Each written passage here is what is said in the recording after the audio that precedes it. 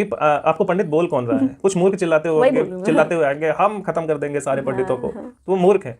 और मूर्ख पंडित किसको बोल रहा है, वो मूर्ख को ही पंडित बोलेगा। ज्ञानी किसको पंडित बोलेगा, जो एक्चुअल में पंडित होगा, अर्थात जो विद्वान होगा। शास्त्र का मतलब वो है जो भी, चाहे वो बुक हो, चाहे वो ऑडियो कैसेट हो, या कोई आदमी हो, या कोई गुरु हो, हर वो चीज जो सृष्टि के कल्याण के लिए हो, धर्म के अनुसार हो, ऐसी जो भी बातें होती हैं, ऐसे जो कर्म होते हैं, ऐसी जो चीज जो थॉट प्रोसेस होता है, वो शास्त्र होता है। शास्त्र सम्मत उसे बोलते हैं। उसके अनुसार जो कर्म किए जाते हैं उन्हें शास्त्र सम्मत करते हैं। जय श्री राम दोस्तों, मैं हूं शशि। जय श्री राम, मैं हूं आलोक। शुरू करते हैं चर्चा ऑन गीता ज्ञान, श्लोक नंबर 19 अध्याय 4 का। यस्य सर्वे समारंभाः काम संकल्प वर्जिताः ज्ञानाग्निदग्ध कर्माणं तमाहुः पंडितम बुधाः। जिसके संपूर्ण शास्त्र सम्मत कर्म बिना कामना और संकल्प के होते हैं तथा जिसके समस्त कर्म ज्ञान रूप अग्नि के द्वारा भस्म हो गए हैं, उस महापुरुष को ज्ञानी जन भी पंडित कहते हैं। और यहाँ पर पंडित शब्द का यूज हुआ है आज के टाइम में हर कोई। हाँ, मैं बता देता हूँ पहले। पंडित शब्द जो है, इसको हमने क्लास 3rd में पढ़ा था, और पंडित का अर्थ लिखा हुआ था विद्वान। पंडित का मतलब विद्वान होता है। पंडित इज नॉट अ कास्ट और जाति। पंडित इज योर कैरेक्टर। तो अगर आप में है तो है, आपके पिताजी पंडित थे, इसका मतलब आप भी पंडित हो, ऐसा नहीं हो सकता। राइट। तो अगर आप पंडित हो तो हो, नहीं हो तो नहीं हो। और आपके फादर क्या थे, इससे फर्क नहीं पड़ता। आपके बच्चे क्या होंगे, इससे फर्क नहीं पड़ता। You are an individual. जो कैरेक्टर होता है वो इंडिविजुअल होता है, किसी के माँ बाप से डिसाइड नहीं होता। इवन किसी के बच्चों से भी डिसाइड नहीं होता। अगर कोई एक बंदा है और उसके घर में 10 लोग हैं, तो अगर कोई ये बोले कि 10 के 10 पंडित ही निकलेंगे, ऐसा नहीं होता। और अगर हो सकता है एक के अंदर अलग गुण हो और वो पंडित निकल जाए और 9 राक्षस निकल जाए, ये हो सकता है। और इसमें से कुछ लोग ये भी बोल सकते हैं कि नहीं, पंडित का बेटा पंडित हो ही नहीं सकता। ऐसा जरूरी नहीं हो सकता है, उसमें पंडित भी हो सकता। पंडित का बेटा पंडित भी हो सकता है और नहीं भी हो सकता है।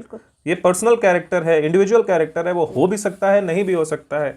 ऐसा कोई रूल नहीं है कि पंडित का बेटा ही पंडित रहेगा, बुद्धिमान रहेगा, या पंडित का जो बेटा है वो तो विद्वान हो ही नहीं सकता। बिल्कुल। और ऐसा भी कोई रूल नहीं है जो विद्वान जिसको आप कह रहे हो, जो सिर्फ बुक्स पढ़ के या शास्त्र वगैरह पढ़ के आ गया है, सिर्फ ज्ञान लेके आ गया है, उसको एक्चुअल में आप पंडित मान लो। क्योंकि विद्वान पढ़ लेना नहीं होता, वो ज्ञान जब तक आपके आचरण में नहीं उतरा तब तक वो पूर्ण ज्ञानी नहीं कहलाता। उसके अनुसार, क्योंकि यहाँ पे वो बात ही ज्ञानी जन किसको पंडित बोलते हैं, यहाँ डेफिनेशन है।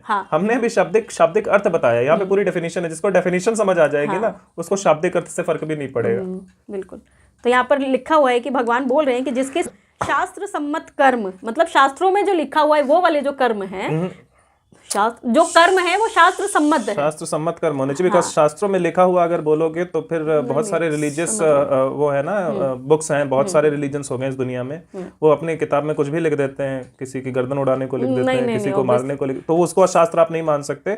शास्त्र का मतलब होता है ना, शायद एक जगह बात भी की थी, शास्त्र का मतलब वो है जो भी, चाहे वो बुक हो, चाहे वो ऑडियो कैसेट हो, या कोई आदमी हो, या कोई गुरु हो, हर वो चीज जो सृष्टि के कल्याण के लिए हो, धर्म के अनुसार हो, ऐसी जो भी बातें होती हैं, ऐसे जो कर्म होते हैं, ऐसी जो चीज जो थॉट प्रोसेस होता है, वो शास्त्र होता है। शास्त्र सम्मत उसे बोलते हैं। उसके अनुसार जो कर्म किए जाते हैं उन्हें शास्त्र सम्मत कहते हैं। तो अर्थात जो कर्म धर्म के लिए किए जाते हैं, धर्म मतलब रिलीजन नहीं, धर्म मतलब सृष्टि के कल्याण के लिए जो कर्म किए जाते हैं, उसको ध्यान में रखकर जो कर्म किए जाते हैं, ऐसे जो कर्म है वो शास्त्र सम्मत होते हैं। और इस तरह के कर्म हो सकता है किसी किताब में, इस तरह के कर्म कौन से होते हैं इसके बारे में हो सकता है किसी किताब में लिखा हो, लेकिन जरूरी नहीं कि किताब में ही लिखा हो। हो सकता है आपको कोई विद्वान पुरुष बता दे, हो सकता है कि कोई भी बता सकता है आपको, कहीं आप सुन सकते हो, लेकिन उसको आपको आइडेंटिफाई खुद करना पड़ेगा अपने अंतरात्मा से पूछकर कि क्या ये जो मैंने पढ़ा है, या जो ये मुझे इन्होंने बताया है, या जो भी है, क्या ये शास्त्र सम्मत है।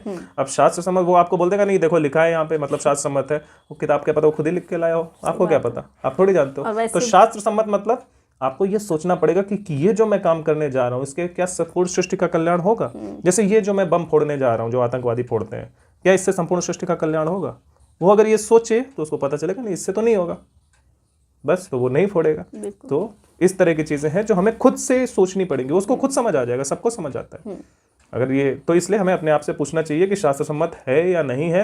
हाँ, शास्त्रों में लिखी हुई हमारे जो शास्त्र हैं, इनमें ज्यादातर चीजें, शास्त्र जो ग्रंथ हैं, इनमें ज्यादातर चीजें जो लिखी हैं वो शास्त्र सम्मत ही हैं। लेकिन इनको कोई चेंज कर दे तो तुम क्या कर लोगे? क्योंकि तुमने तो पूरा पढ़ा नहीं, तो तुम्हारे माता पिता ने पढ़ा है, तुम तो बुक पढ़ रहे हो, तुम्हें नहीं पता वो क्या था। तो इसलिए अपनी बुद्धि का उपयोग करें, और शास्त्र वो है जो धर्म संगत है। हाँ, तो यहाँ पर भगवान, लेकिन इनकी जो पंडित की जो डेफिनेशन है उसमें वो कह रहे हैं कि जिसके संपूर्ण शास्त्र सम्मत कर्म बिना कामना और संकल्प के होते हैं।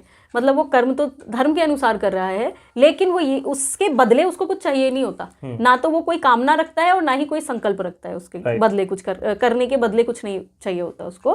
तथा जिसके समस्त कर्म ज्ञान रूप अग्नि के द्वारा भस्म हो गए हैं। वो कर्म करता है लेकिन उसको इस चीज का भी ज्ञान है कि कर्म निष्काम ही होना चाहिए, तो इसीलिए वो ये उसके बदले में एक्सपेक्टेशन रख ही नहीं रहा है। यही ज्ञान है कर्म का, और कोई ज्ञान है भी नहीं। ठीक है, तो ये जो है इसके द्वारा उसने कर्म फलों का त्याग कर दिया है। भस्म होना इसका मतलब ये है कि उसने कर्म फलों का त्याग कर दिया है। बस कर्म करने पर वो उसका अधिकार है, ये वो समझ गया है, तो कर्म कर रहा है वो भी इसलिए कि लोगों का भला हो सके या धर्म चल सके, तो धर्म सम्मत वो काम कर रहा है बस। तो ऐसे ही महापुरुष जो हैं उनको ज्ञानी जन जो हैं जिनको ज्ञान है वो पंडित कहलाए जाते हैं। राइट, तो ज्ञानी कौन होते हैं? ज्ञानी भी वही होते हैं जो विद्वान होते हैं। Exactly. और वही लोग उनको भी विद्वान कहते हैं। हाँ, लेकिन जो पहले से ज्ञानी जिनको टैग मिल चुका है वो दूसरे को जब टैग देंगे तो वो यही चीजें जांच के देंगे ना। जो ज्ञानी होता है उसको संपूर्ण ज्ञान होता है। हाँ, ये कर्म की बात, जो कर्म करने वाले लोग सांसारिक लोग हैं, कर्मयोगी हैं, हाँ। जो इस छोटी सी चीज को भी समझ जाते हैं ना कि क्योंकि सिर्फ इतना ही नहीं है, बहुत बड़े लेवल पे है ना, ज्ञान तो बहुत है। तो भगवान बता रहे हैं कि जो इस तरह के लोग हैं उनको ज्ञानी जन पंडित बोलते हैं। राइट, और जो ये फर्जी लोग होते हैं इनको मूर्ख लोग पंडित बोलते हैं। किसी को भी पंडित बोलते हैं। There's a difference ना कि आपको पंडित बोल कौन रहा है। कुछ मूर्ख चिल्लाते हुए आएंगे हम खत्म कर देंगे सारे पंडितों को, तो वो मूर्ख है। और मूर्ख पंडित किसको बोल रहा है? वो मूर्ख को ही पंडित बोलेगा। ज्ञानी किसको पंडित बोलेगा? जो एक्चुअल में पंडित होगा, मतलब अर्थात जो विद्वान होगा। तो इसलिए वहां पे उन्होंने क्लैरिफाई किया कि ज्ञानी जन उनको पंडित कहते हैं। तो हमें ये भी ध्यान देना है कि जिस इंसान को पंडित बोला जा रहा है, जो बोल रहा है वो ज्ञानी है या मूर्ख है।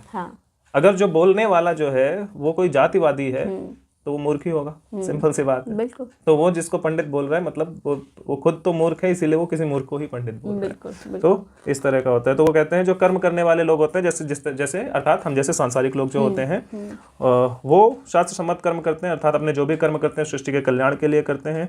उस कल्याण के लिए करते हैं, लेकिन उनकी कोई इच्छा नहीं होती कि इससे कल्याण हो या ना हो, they don't care about it. वो करते कल्याण के लिए ही हैं, हो ना हो तो हम क्या कर सकते हैं। और उनके कोई संकल्प नहीं होते कि मैंने एक संकल्प ले लिया है, कि जैसे भीष्म पितामह ने ले लिया था कि मैंने संकल्प ले लिया दुनिया बर्बाद हो जाए लेकिन मैं अपनी प्रतिज्ञा नहीं तोड़ूंगा। संकल्प नहीं लेते, वो शास्त्र सम्मत कर्म करते हैं। ये धर्म के लिए कर्म है, सृष्टि के कल्याण के लिए मुझे करना है, जब जरूरत पड़ेगी तब करूंगा। हाँ, जब जहाँ करना होगा करूंगा, मुझे कोई फर्क नहीं पड़ता। क्यों? क्योंकि वो अपने बारे में फिर नहीं सोचते, अपना अहंकार उनका खत्म हो जाता है, क्योंकि वो उसका ना फल मानते हैं ना उसका कोई संकल्प होता है। संकल्प किस लिए होता है? अहंकार की वजह से संकल्प हो सकता है आपका। फल लोभ या मोह की वजह से। कामना क्यों होती है? लोभ या मोह की वजह से। तो वो तीन चीजें खत्म होगी, सबसे खतरनाक तो यही होती है। तो जो इस तरह से कर्म करते हैं, ऐसे लोगों के कर्म जो हैं वो ज्ञान रूप अग्नि के द्वारा भस्म हो जाते हैं। मतलब जो कर्म है उसका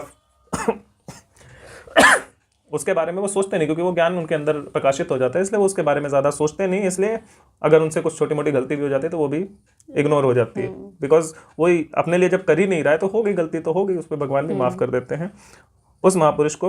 और ऐसे ही लोगों को, जो महापुरुष, ऐसे लोगों को ही ज्ञानी जन, जो ज्ञानी लोग हैं, जो सर्टिफाइड ज्ञानी है, जो ऐसे ही नहीं, जो सच में ज्ञानी है, ऐसे जो ज्ञानी हैं वो उनको भी पंडित कहते हैं, अर्थात विद्वान कहते हैं। आज हमने चर्चा की है श्लोक नंबर 19 पे। 20 पे हम अगले वीडियो में चर्चा करेंगे। तब तक के लिए जय श्री राम।